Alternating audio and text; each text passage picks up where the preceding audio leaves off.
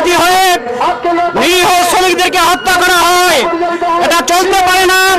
একটা গণতান্ত্রিক দেশে, এই দেশে যেখানে আইন শৃঙ্খলা বাহিনী রয়েছে, সেখানে এটা বারবার মেনে নেওয়া যায় না।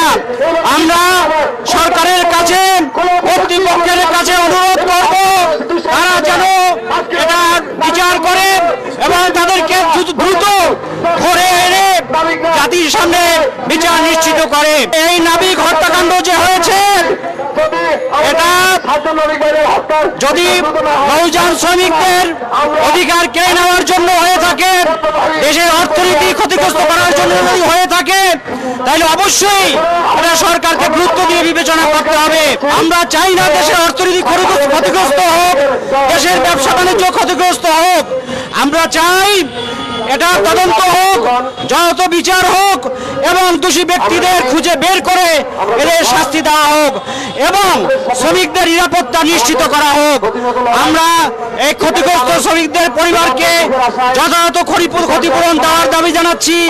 আহত শ্রমিককে যথাযথ চিকিৎসা ব্যবস্থা করার আহ্বান জানাচ্ছি। এই দাবি নিয়ে আমাদেরকে ঐক্যবদ্ধ হতে হবে।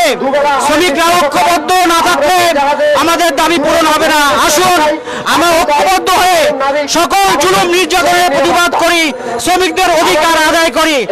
দোষী সাব্যস্ত সকল ওই খুনি চক্রকে গ্রেফতার করে শাস্তি দিতে হবে। শুধু তাই নয়, ওই গজারিয়া অঞ্চলে, গজারিয়ায় বালুবাহী নৌযানগুলোর উপর বালুমল ইজারাদারের লোকজন চড়াও হয়ে তাদের নির্মমভাবে নির্যাতন করে তাদের টাকা পয়সা ছিনিয়ে নিয়ে যায়। এই 12 দফা দাবি আমরা সরকারের কাছে দিয়েছি, উপদেষ্টা মণ্ডলীর কাছে দিয়েছি।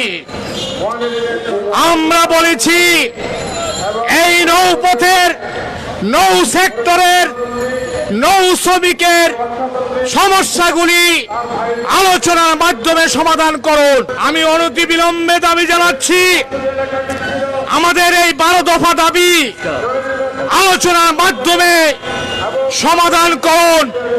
আর না হয় আজকে যে ঘটনা ঘটছে, এই ধরনের ঘটনা পুনরাবৃত্তি ঘটে কিনা আল্লাহ জানে। কাজেই নৌ সেক্টর রক্ষায় 12 দফা দাবি অবিলম্বে বাস্তবায়ন করতে হবে।